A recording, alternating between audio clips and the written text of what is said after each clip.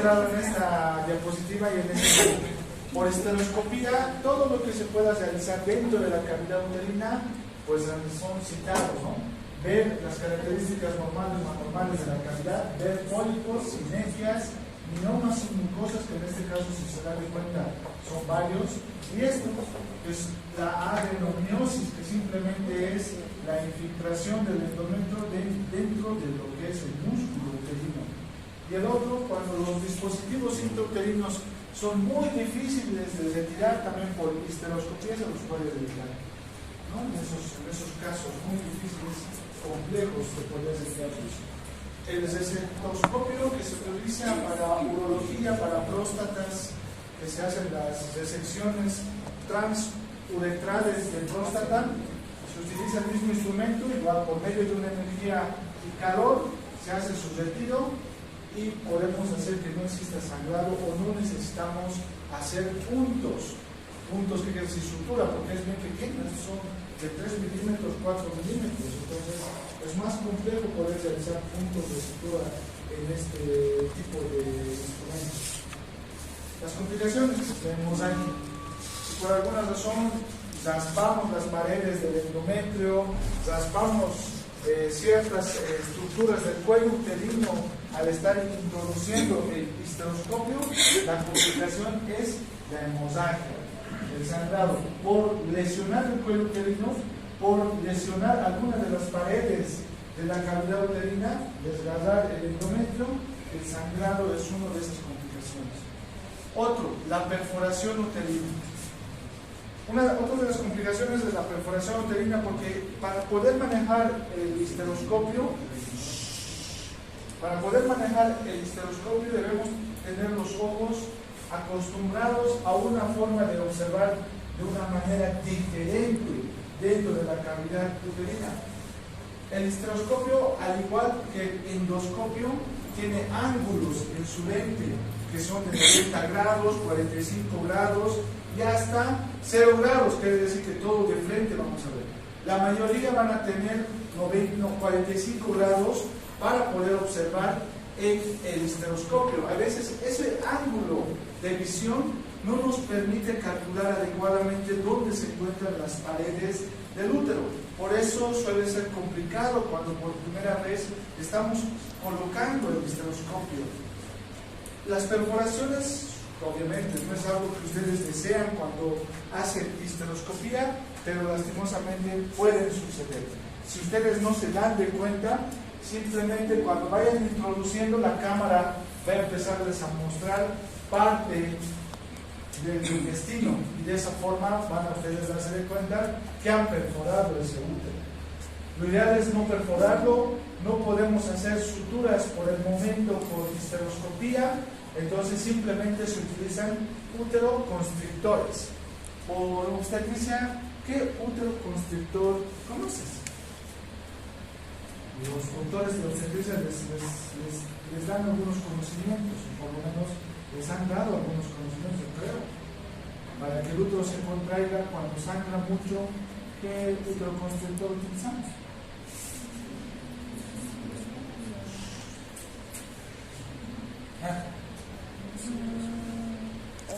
Uno, hay por lo menos 3 y tal vez hasta 4.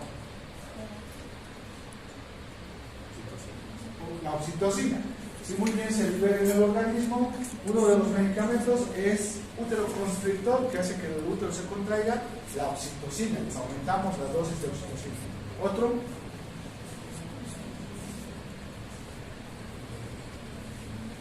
le vamos a administrar oxitocina. ¿Y qué otro más? Ya sabemos que hemos perforado, ya nos hemos dado de cuenta por la cámara porque hemos visto parte del intestino ya.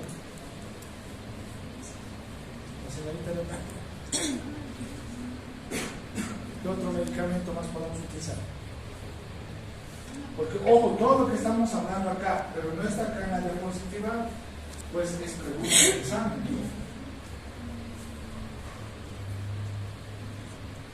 Es interesante, es como si estuviera viendo una película.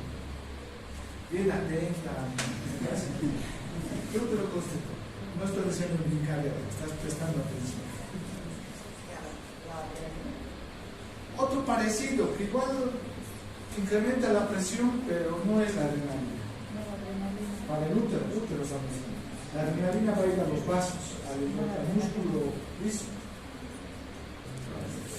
La señorita del fondo que está analizando la situación. Sí, muy bien. La ergometrina. El otro armamento que tenemos nosotros para poder solucionar esta complicación es la ergometrina. Tenemos en inyectables, que es intramuscular, y también tenemos en tabletitas. Cualquiera de los dos. También existe por vía endovenoso, pero no se recomienda, porque similar a la adrenalina, puede producir un vasoespasmo muy intenso, que puede producir hasta accidentes cerebrovasculares si por alguna razón administramos por vía endovenosa en bolo en gran cantidad. ¿Me entienden? Y la reactividad de este medicamento es muy diferente de organismos a organismos, por eso mismo no se recomienda por vía endovenosa, sí intramuscular y por vía oral. ¿Me entienden? Ergometrina, oxitocina, ergometrina y otro medicamento, el joven de acá al fondo, el misoprostol. Como habíamos indicado, los dilatadores mecánicos y los que son medicamentosos, el misoprostol es un uteroconstrictor también. Nos ayuda bastante. Aparte de las contracciones, nos ayuda a modificar el cuello cervical. Por eso dilata y es un buen dilatador. Pero su función primaria es las contracciones del músculo uterino. Eso tenemos. En última instancia, ¿cuál medicamento alguien sabe que utilizan los doctores cuando existe atonía uterina de alta potencia, 10 y en algunas oportunidades hasta más veces que la oxitocina?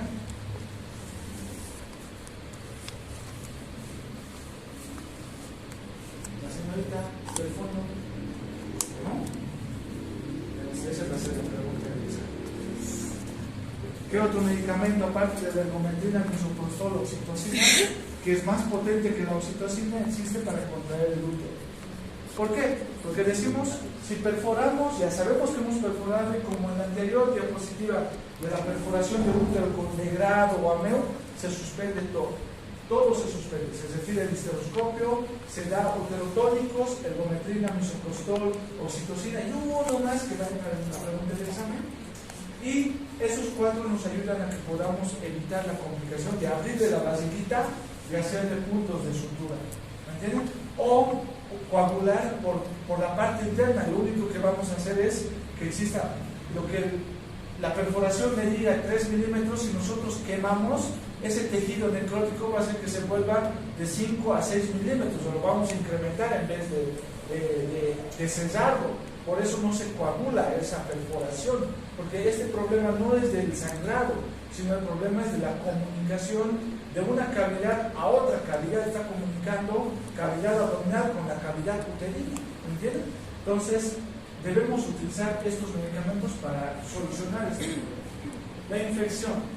Al igual que el degrado uterino y al igual que la MEU, en las complicaciones de infección, la histeroscopía va a producir una infección horizontal. ¿Qué quiere decir? Endometritis, miometritis y parametritis.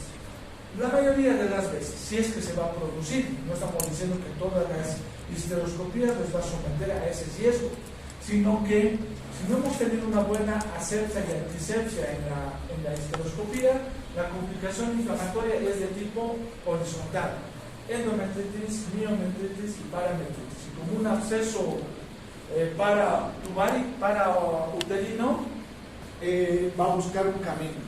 Y al drenar, va a ir a la vejiga, puede ir a la vagina, puede ir al recto, que son las estructuras que se encuentran alrededor. Y ahí vamos a tener síntomas como orinas fétidas, similar a una infección urinaria, pero en este caso va a ser pus. Y en la vagina, flujo fétido, que habíamos indicado. Vamos a colocar el espéculo. Buscando, la paciente nos dice que hay una secreción muy fétida, y cuando vemos ahí al fondo no hay nada, porque el espéculo es el que está obstruyendo el orificio de salida en la parte superior, en la pared anterior. siempre desembocan, la mayoría de las veces desembocan en la parte superior o en la cara lateral de la vagina. Siempre deben intentar buscar, tal vez lo encuentren en ese momento en el espacio con óvulos, pero a los días, si existe una fístula hacia la vagina, va a volver la paciente con flujo vaginal fétido, va a decir, el óvulo que me ha dado doctora no me ha hecho nada, sigo botando algo fétido. Hay que buscar todo el canal vaginal para poder encontrar el orificio de salida o de comunicación con ese absceso parauterino o parametrial. A los costados se forma ese absceso y busca diferentes lugares para poder ser. Entonces, comunicaciones. Procedimientos canaliculares o de la trompa de falopio. ¿Cuál es el procedimiento gold estándar para poder evaluar la trompa de falopio en su funcionalidad? De la función, ¿cuál será la función? Vamos a ver, ¿cuál es la función de la trompa de falopio? Ahí lo vemos, este es el útero, y esta es la trompa de falopio y este es el ovario. Canalicular está más relacionado con la trompa de falopio. Un conducto, canal, tubo o tubular, podríamos decir, ¿no? Pero en Williams están los procedimientos canaliculares. ¿Cuál es la función? ¿Quién sabe cuál es la función de la trompa de falopio? En el biología, ¿no? ¿Qué sucede ahí? ¿Qué hace y qué posteriormente hace? A ver, ¿Es el lugar de maduración? Sí, aparte de maduración, pero es el lugar donde se va a producir la fecundación. Fisiológicamente es el lugar donde se produce, es el lugar donde ustedes cuando enamoraban con sus parejas, les citaban, te voy a encontrar en tal lugar, ya. Entonces se encuentran ahí y es el lugar fisiológico para que exista la fecundación. Fisiológico, porque la fecundación puede ser abdominal, pero ese no es fisiológico. ¿Entienden? Y va a formar un embarazo ectópico abdominal. ¿Entienden? Pero el fisiológico es la trompa de falopio. O sea, es el lugar donde se produce la fecundación. Una vez que está fecundado, es para nutrir a ese blastocisto, ¿no? Ese nuevo ser que está siendo nutrido por las secreciones del endosalpix, de las células cilíndricas pseudoestratificadas de la trompa de falopio. O sea, nutre también. Aparte de nutrirlo, lo transporta. ¿Entienden? Aparte de nutrirlo, lo transporta. Y no solamente transporta al cigoto y a las divisiones que va a tener, que son las blastómeras, la mórula, hasta llegar a la cavidad uterina para que ese blastocisto se pueda implantar. Aparte, antes de que eso suceda, también sirve para ayudar en el traslado de los espermatozoides. Porque si esta trompa de falopio no existiera, las contracciones sísmicas que tiene la trompa de falopio colaboran al espermatozoide en su traslado, ¿entienden? En su traslado, hasta llegar al lugar donde se va a producir la fecundación. Entonces, y si por alguna razón no se ha producido la fecundación, lo traslada al ovocito secundario detenido en metafase, porque no se ha producido la fecundación. Ustedes recuerdan que solamente termina la segunda erupción meiótica si se llega a fecundar. Si no se llega a fecundar, ovocito secundario en metafase hasta la cavidad uterina para producirse la menstruación. Entonces, la trompa de falopio, ¿cómo podemos evaluar? ¿La ecografía ayudará? Pues no ayuda la ecografía para poder saber su permeabilidad. El único procedimiento que nos ayuda a poder saber su permeabilidad es la histerosalpingografía, que simplemente quiere decir, aparte de que al útero lo vamos a colorear y les vamos a mostrar en una imagen, también a la trompa de falopio, con el mismo contraste, vamos a poder visualizar su permeabilidad, su disposición y en algunas oportunidades su funcionalidad. Porque va a haber pequeñas contracciones en ciertas regiones en cada momento que hagamos la histero, que se quiere decir útero, salpingo, quiere decir trompa. Grafía es la descripción gráfica por medio del contraste a la exposición de rayos X, ¿no?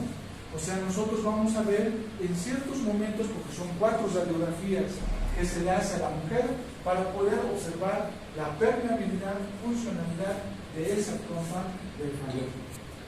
Indicaciones. Estudio de la pareja infértil. Primera causa de infertilidad en algunas mujeres es la obstrucción parcial o anomalías en lo que corresponde a su permeabilidad de la trompa de falopio. Mujeres que no pueden tener hijos pasados un año de vida sexual regular con su pareja y no conciben y están buscando para poder evaluar la trompa de falopio, su permeabilidad. La histerosalpingografía, la ecografía, vuelvo a repetir, no nos ayuda, ni la tomografía, ni la resonancia con positrones y sin positrones, ¿no? La histerosalpingografía es el único. Miomas submucosos, que en algunos casos no tienen histeroscopía, pues la histerosalpingografía, como dice histero, o sea, útero, también el contraste pasa por el útero y nos va a poder mostrar las características del mioma, dónde está su base de implantación, porque en algunas oportunidades la ecografía no consigue ayudarnos en decirnos dónde está su base. Está aquí, para poder realizar el procedimiento, si es que no tenemos histeroscopia. Síndrome de Asherman. De acuerdo a la clínica, la paciente puede decir, pues estuvo 4 días, pero solamente mancho muy poco las toallas. Máximo gasto 4 toallas, una por día, porque en realidad no mancho mucho, pero tengo mi menstruación de 4 días. Si muy bien no está por debajo de 2, que es lo anormal en lo que es el ciclo de la menstruación, el síndrome de Asherman nos está indicando que no existe una buena cantidad de tejido endometrial porque no se descama una buena cantidad.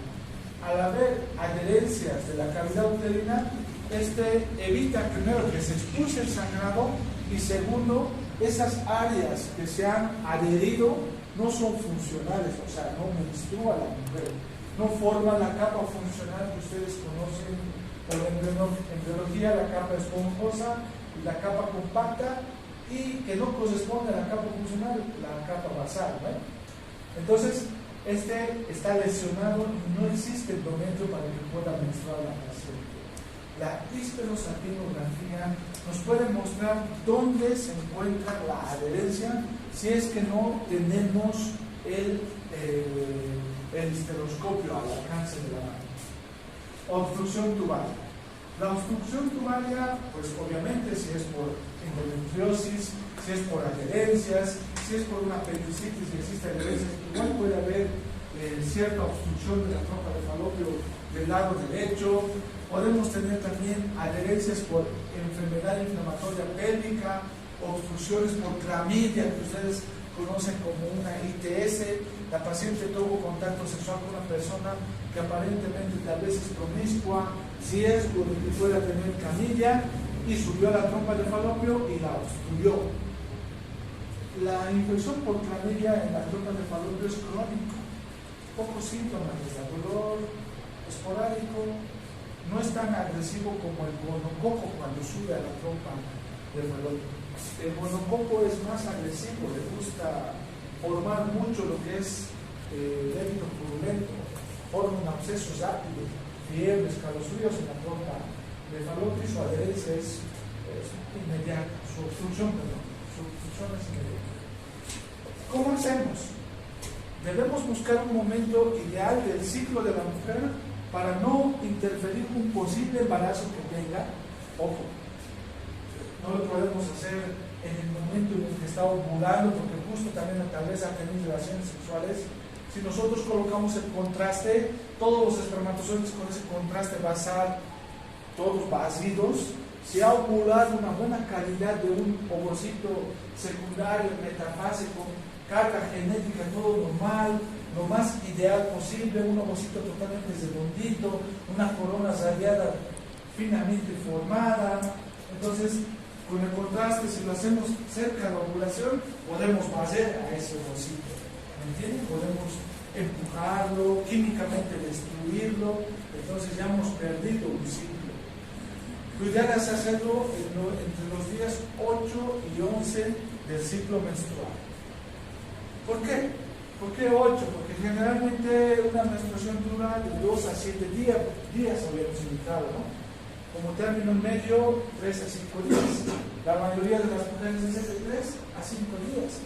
Pero tenemos un rango de normalidad de 2 a 7 días, que si ustedes recuerdan. Entonces, el octavo día ya se puede estar planificando para hacer la lista de sanguínea. Hasta 8, 9, 10, hasta el día 11 del ciclo menstrual. Pasado ese, no se recomienda, porque recuerden que también algunas mujeres no tienen totalmente regular el ciclo y no es tan predecible su ovulación. Entonces, por eso le damos un margen de error de 3 días antes de lo que supuestamente debería ovular. Este valor de los días, de 8 a 11 días, varía también de instituciones. Pero esto es para nosotros lo que para el examen va a entrar, porque ojo que a veces cuando están soltando imagenología, el imagenólogo me ha dicho que ellos hacen estereosalpingografía desde el 5º hasta el 9º día nomás de su ciclo. Y eso es lo que me indica, no lo que he indicado, porque va a variar de unos de las instituciones a otras en algunas oportunidades. Esto es lo secundario. Pero las complicaciones, el primerito es el dolor. Es el primero de las complicaciones cuando se va a hacer la histerosalpingografía, la mujer. Porque el primero que va a aumentar la presión intrauterino, porque va a colocar un contraste. Al aumentar la presión intrauterino, el útero se siente incómodo y va a empezar a tener pequeñas contracciones, no pequeñas, va a tener contracciones. Al haber contracciones, pues la paciente va a sentir molestia.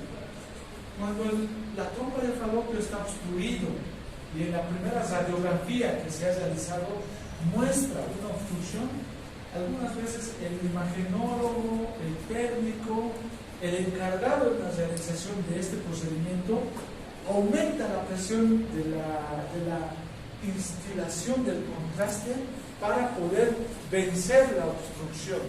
En algunas oportunidades lo consigue, en algunas oportunidades no, pero es necesario que aumente la presión para poder intentar rectificar algunas acodaduras de la trompa de falopio que puede tener. Acodaduras, ¿qué es eso? Una trompa de falopio un poco inclinada, y si ustedes recuerdan cuando absorben su jugo después de haber ido al cine y haber comido pipocas, papas fritas, volver a ir a pasear y comer pizza, se consumen algún líquido para calmar esa sed. Si está acodado la boquilla, no va a permitir que pase, no tiene que aumentar su presión para rectificar. Lo mismo es en la trompa de falopio. Para ayudar a la rectificación, el imagenólogo, el técnico o el encargado de la realización va a aumentar la presión, que va a aumentar también un poco el dolor, pero puede desobstruirlo, por eso hay que poder tratar. Lo desobstruye y puede aliviar inmediatamente que la paciente sienta cómo se ha desobstruido, porque va a sentir un alivio inmediato cuando se ha desobstruido. Otra de las complicaciones, la hemorragia. Pero este tipo de hemorragia es más que todo sutil, no va a ser una hemorragia abundante como las anteriores, como la del legado, como la del cono, como de la histeroscopía.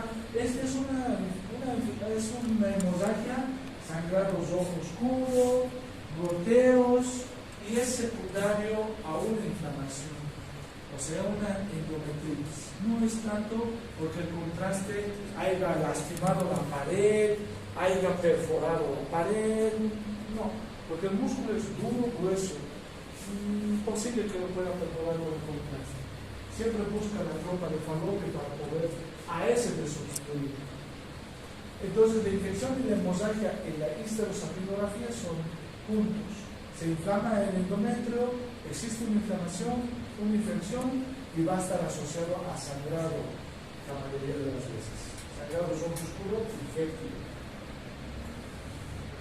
Entonces ahí tenemos las técnicas que pueden utilizar las instituciones para hacer la histerosalpingografía puede ser colocar un espéculo y dejando el globito de la sonda Foley, que es improvisando, si vale el término esto, o también se puede utilizar algo que es similar a una sonda nasogástrica de los deditos para poder hacer, para poder intubar a lo que corresponde a los neonatos o a los recién nacidos. Utilizan sonda porque tienen globito para poder obstruir en esa parte de la que corresponde la tráquea. Utilizamos, tiene que tener doble vía. Uno de las vías es para insuflar el globito para tapar el cuello uterino y el otro es para instilar el contraste. Este contraste va a ir al útero y va a ir a lo que corresponde a la trompa de falopio. Y lo que queremos es observar por medio de radiografías. Vamos a tener 4, la mayoría hacen 4, y estas están divididas entre 20 a 30 minutos, ¿no? 20 a 30 minutos. Una primera fotografía es para ver el útero, las características del útero y también del cuello uterino. En algunas oportunidades solamente se coloca una pinza POSI para presionar el cuello, se introduce la sonda hasta el cuello uterino y recién se instila. Sin el globo, no colocan en algunas oportunidades el globo, solamente la sonda o la querida para poder instilar. Esta es la pinza POSI, pues ustedes ven, está pinzando el cuello uterino para poder, y eso también produce dolor en la paciente, ¿verdad? Pero en algunas instituciones la sedan.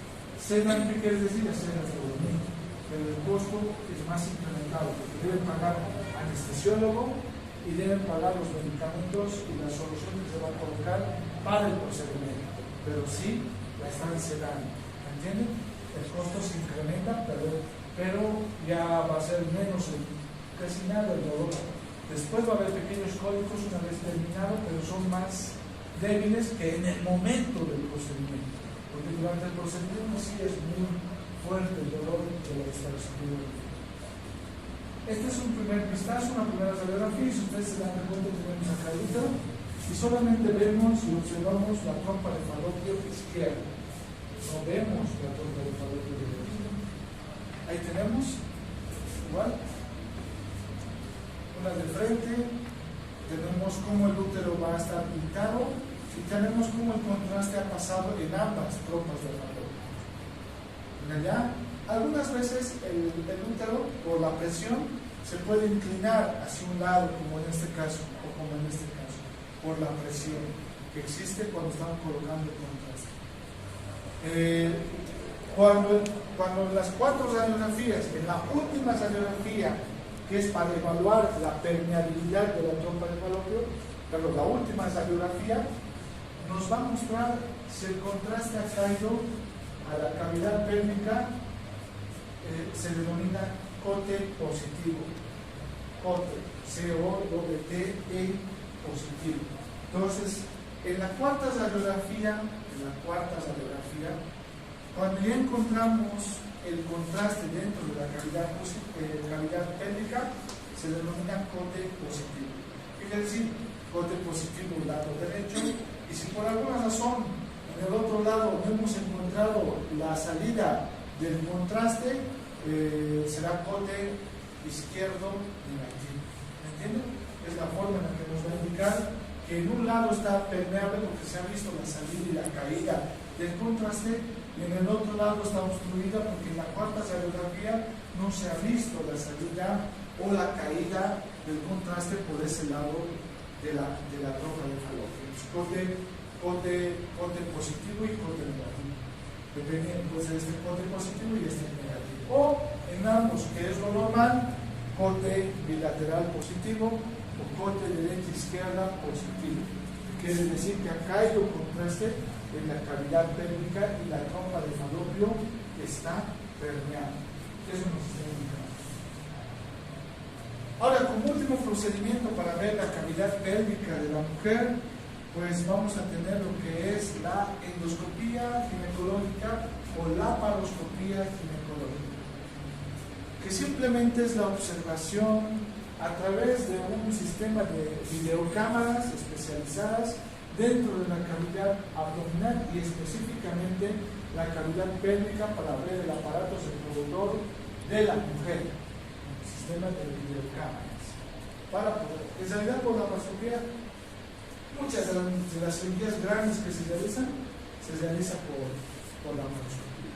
Lo único que necesitamos es el instrumental, la torre, con todos los segmentos que tiene, y el otro es que el ginecólogo tenga la habilidad para poder manipular. Vuelvo a repetir, los ojos del ginecólogo cambian, o por lo menos debe cambiar su visión a lo que es de la cámara. Parece sencillo, pero en algunas oportunidades que ustedes tal vez han visto entrar a los cirujanos, porque más se ve la laparoscopía de la vesícula, una colecistectomía laparoscópica, que cuando entran a veces los internos a ayudar, pues el cirujano dice, muéstrame una panorámica, y dice, pero no se mueve, ¿no? El interno está agarrando ahí la cama, pero muéstrame una panorámica, o muéstrame el lado izquierdo, o muéstrame el lado derecho, tiene que mover. Por eso se denomina camarógrafos, les decimos, ¿no? Porque son los que manejan y manipulan la cámara, son ellos los que nos ayudan a poder evaluar. A veces el cirujano, como ya está acostumbrado sus ojos a la laparoscopía, pero el interno, como está soltando recién sus 3 meses o sus primeras semanas en cirugía, no colabora mucho. Y no es porque no pueda, porque sus ojos no están acostumbrados a mirar la pantalla. Parece fácil, pero no es tan fácil. ¿Entienden? Debe cambiar mucho su forma de ver del que va a ser la laparoscopía. Múltiples cosas se hacen de la cirugía abierta a cirugía de mínima invasión. La endoscopía ginecológica, la laparoscopía ginecológica, de forma general se denomina cirugía de mínima invasión. ¿Bien? Cortes pequeñitos. Entonces, el estudio de la pareja infértil. Paciente que ha venido a un centro de reproducción asistida, le hacen el cultivo del embrión, claro, obviamente de la fecundación que se ha hecho in vitro, y se están guardando esos embrioncitos. Se transfiere el embrioncito intrauterino, pero no se implanta. Se hacen 2 transferencias, pero no se implanta. Y al último, en la ecografía no se ve nada, se hace histeroscopía también como forma parte del estudio de la pareja infértil, pero tampoco se encuentra nada. Pero la paciente no se consigue embarazar.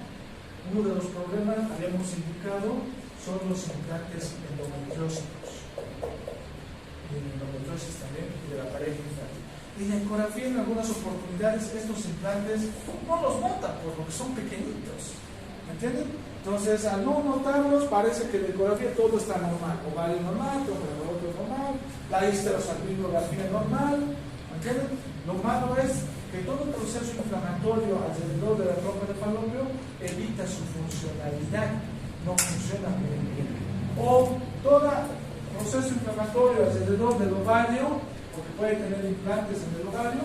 Si ustedes recuerdan por qué produce infertilidad la endometriosis, era porque existía un proceso inflamatorio crónico. Ese proceso inflamatorio destruía a las células foliculares del ovario, no dejaba que exista una buena maduración de esos folículos del ovario. ¿Me entienden? O sea, estaban dañados ya esos folículos. Uno de los tratamientos pues es destruir esas células endometriales, ¿me entienden? Para mejorar lo que corresponde, o por lo menos evitar que exista un proceso inflamatorio en esa región. Otro, adherencias que haya formado la endometriosis, que estén produciendo una coladura, y que la histerosalpingografía nos dice se observa acodadura en tercio proximal, en tercio medio o en tercio distal de trompa de falopio. Posiblemente, nos dicen los imagenólogos, de causa adherencial. Entonces, si es por causa adherencial, el que sigan haciendo más instilación de contraste ayudará a corregirlo. Porque dice que es adherencial, quiere decir que está afuera. Es como esto, le estuviera doblando, pero por parte de afuera. Es algo que está afuera. Entonces, por histeroscopía podemos liberar esas adherencias, soltarlas, cortarlas, para poderle ayudar a nuestra paciente. En lo que corresponde a endometrioma de ovario, pues obviamente igual por la laparoscopía se puede hacer. Lo decapsulamos, lo retiramos. A veces puede reventarse. Accidentalmente se puede retirar, pero no pasa nada. Podemos aspirar, lavar varias veces, no importa, la cuestión es que sí podemos retirar por endoscopía o cirugía de eliminación. El otro, tumores de ovario. Y en uno es lo que vamos a intentar ver para en octubre, para programar de una jovencita para poderle sacar un tumor de ovario androgénico. Androgénico, ¿qué quiere decir? Que está estimulando aparentemente, pero ha salido un marcador tumoral. Si ustedes se acuerdan en el examen, para que tengan en la mente, pero ¿por qué el doctor ha preguntado si ni siquiera hemos avanzado ovario? Pero en los laboratorios hemos avanzado en una parte y les dije también. El marcador tumoral que hemos pedido nosotros a esta paciente era la alfa-fetoproteína, carcino embrionario, el CA19-9 y el CA125. Toditos negativos, solamente salió positivo el alfa-fetoproteína. En eso, ¿qué nos estaría diciendo? ¿Qué origen tendrá la alfa-fetoproteína? ¿A qué les recuerda la alfa-fetoproteína cuando ustedes eran chiquititos en esta carrera?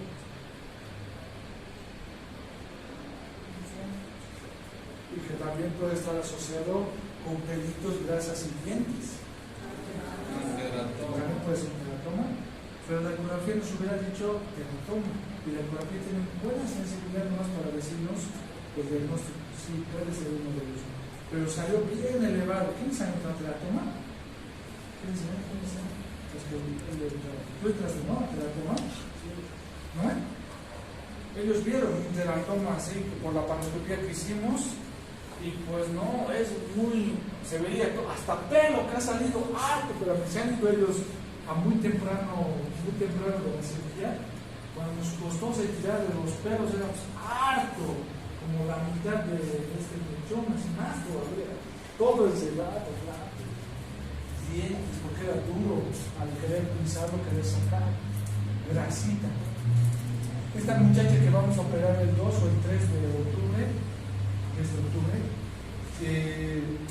pareciera que fuera un teratoma, y si es un teratoma va a ser un teratoma inmaduro, con muchas características malignas, porque el maduro es benigno. Maduro, ¿por qué se le dice? Porque sus características son muy diferenciadas. Pelo, grasa, diente. En tanto el inmaduro es más gelatinoso y posiblemente por eso la ecografía no diferencia entre diente, grasa, pelo. Y el otro que puede ser un tumor germinal. Germinal, ¿qué quiere decir? De origen embriológico. Y estos también son inmaduros. Entonces, ¿qué nos está diciendo? Que existen muchas posibilidades de que pueda ser algo. ¿Algo qué? Algo maligno. Entonces, basado en la vida real, ¿no? Algo maligno. Los compañeros que se ha ido el sábado lo vamos a ver también. Entonces, posiblemente sea algo maligno. Los marcadores corporales se puede hacer por la laparoscopía, sí, se puede retirar. Cuando la clave es que no esté adherido, se le va a retirar todo el ovario para el paciente, pero vamos a intentar conservar el otro ovario para que pueda reproducirse, si es que es maligno después de la quimioterapia, porque si es que es maligno, la quimioterapia ayuda bastante. Procedimientos técnicos, ¿no? Seguimos con lo que es la endoscopía. ¿Cómo preparamos? Como cualquier procedimiento quirúrgico similar. Y hemos avanzado como un tema aparte, el anterior, con complicaciones intra y postoperatorias. Nos vamos a basar en una historia clínica, nos vamos a basar en exámenes complementarios, nos vamos a basar en el diagnóstico, y si por alguna razón existen algunas enfermedades que tenga la paciente o algo raro, vamos a pedir las interconsultas que sean necesarias. Debemos pedir, y como último filtro, una valoración anestesiológica. donde habíamos indicado que nos van a hacer la clasificación en ASA 1 hasta ASA 5, y si vamos a tomar en cuenta la ASA 6, pues quiere decir que va a morir, hagamos o no hagamos la cirugía. La mayoría de las veces en ginecología van a ser ASAs 2. Hacemos todo esto para poder reducir el riesgo de complicaciones, ¿no? El riesgo de complicaciones. ¿Cómo preparamos? Y en los laboratorios habíamos indicado hemograma, grupo sanguíneo, VIH, hepatitis. Ahora lo vamos a pedir, acostumbramos a pedir hepatitis B y ocasionalmente hepatitis C. Tenemos que tener un papá Nicolau. Esta muchachita es núbil. ¿Qué es la núbil? A ver, vamos a ver la señorita. ¿Qué es paciente núbil? No han escuchado nunca, paciente. ¿Nunca? No. No es núbil.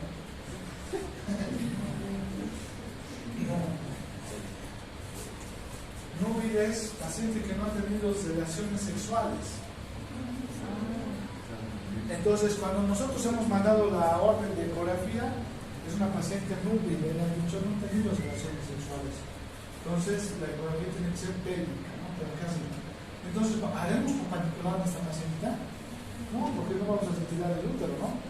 Solamente el ovario, no vamos a retirar el útero, solamente el ovario. Entonces, debemos pedir en ciertos casos. Pero marcadores tumorales, cualquier patología de ovario, sí debemos pedir marcadores tumorales. Y la pregunta de examen. Entonces, como cualquier técnica quirúrgica, hacemos la preparación, nos lavamos las manos, nos colocamos la bata, colocamos guantes estériles, hacemos antisepsia de la pared abdominal y de la pelvis, colocamos los campos y vamos a hacer el acceso dentro de la cavidad abdominal, que puede hacerse por técnica cesada.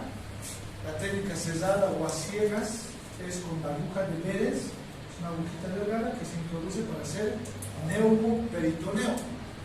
Neumoperitoneo porque queríamos distender el abdomen o esa cavidad peritoneal virtual, queremos volverla una cavidad real, administrando dióxido de carbono. Entonces, por la aguja de Meres, una agujita introducimos en el ombligo y empezamos a administrar dióxido de carbono para distender esa cavidad virtual, volverla real.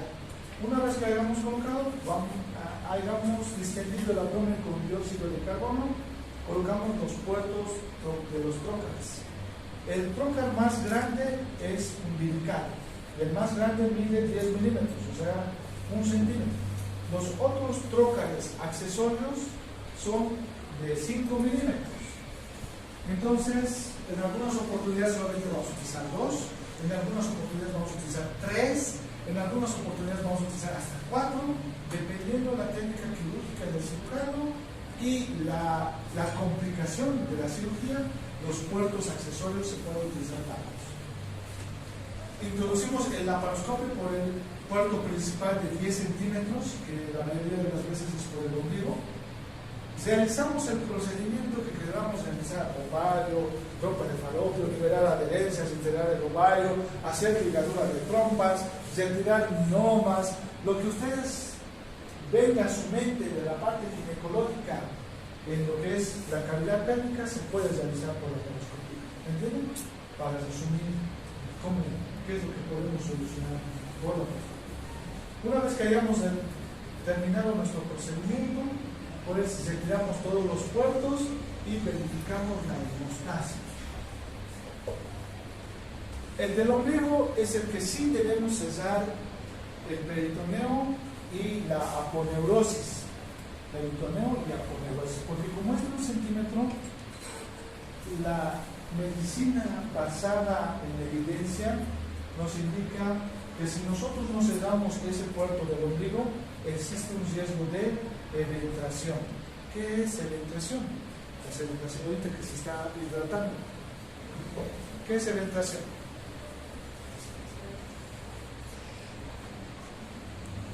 No le hagas, se me pone nerviosa. ¿Qué es? Se están mirando, se pone tan nerviosa.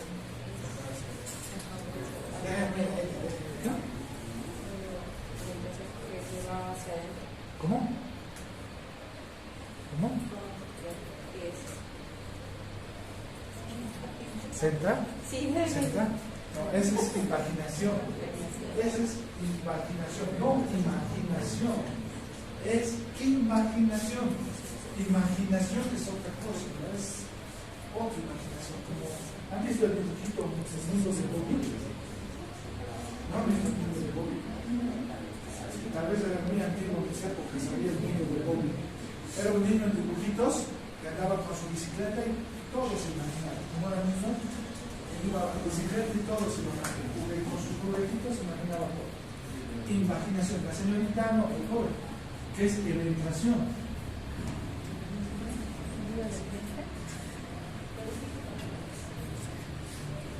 El joven, que es eventación. Sale hacia afuera, ¿por dónde? Por un orificio, pero aparte de que no sea solamente el ombligo, una palabra que diga que haya sucedido algo, no específicamente del ombligo, porque puede haber demostración por cirugía de vesícula, cirugía de cualquier cosa, por cuál es la característica. Salida de adentro hacia afuera por medio de ¿qué? Epidural. Debilidad causada por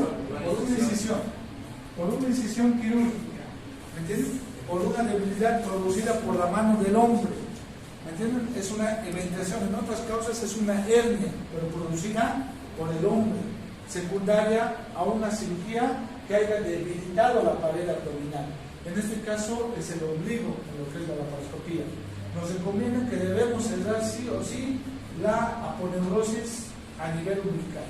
Y de los otros cuartos, la medicina basada en la evidencia nos dice no hagan nada, solamente si es en la piel.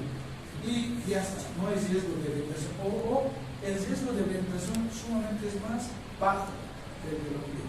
¿Entienden?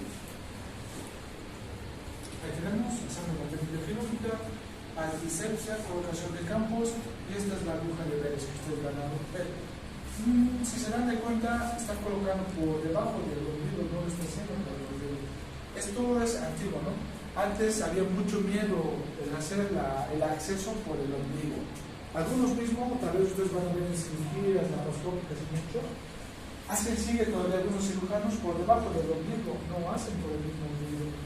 Van a montar esa cadena. La circunvalación y es más fácil ingresar por el ombligo, a diferencia del otro que se ingresa unos centímetros por abajo. ¿Entienden?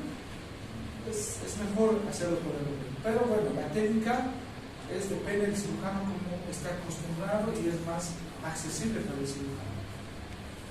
La aguja de Beres se funciona, tiene un resorte en su extremo, que eso vamos a intentar ver, o tal vez ya lo van a ver ustedes en cirugía general, y si alcanzamos hasta el final de la clase a cirugía ginecológica de mínima invasión, tal vez vamos a especificar algunos tiempos y introducimos lo que nos ayuda ese resorte es para no lesionar la cavidad pélvica, ¿no?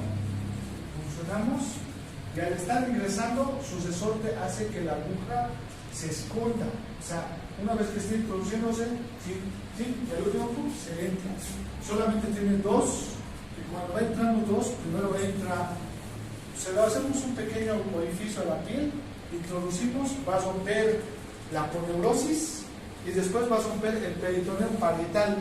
Tiene esos dos resortitos, y ya entra y se retrae automáticamente para no lesionar al intestino.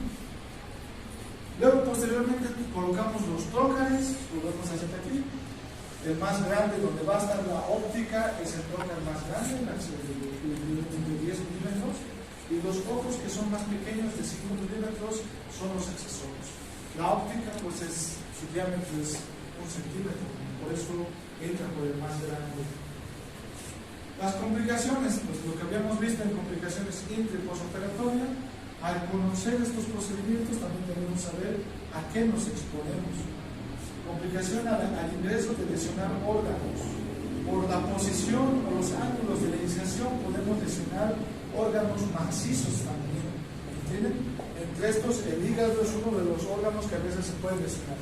Y si somos muy torpes en la colocación del trocar, o por alguna razón la paciente es muy delgada, como en esta última cirugía que hemos tenido de la laparoscopía este lunes, la paciente era delgadita, alta. ¿Quién se escuchó? ¿Dónde está? Ahí está.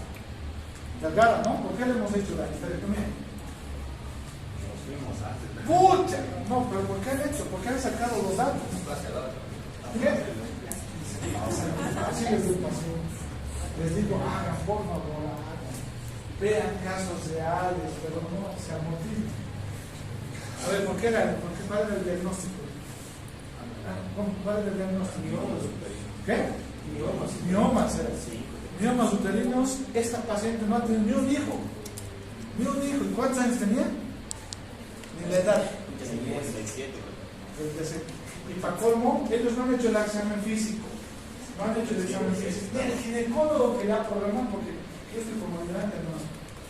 Y había también condilomas.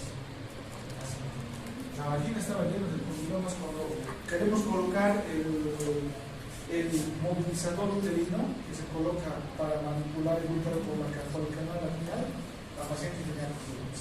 No tuvo hijitos, se le ha hecho la histerectomía, no hemos podido colocar muy bien la copa, pero se ha podido realizar la histerectomía sin complicaciones más bien.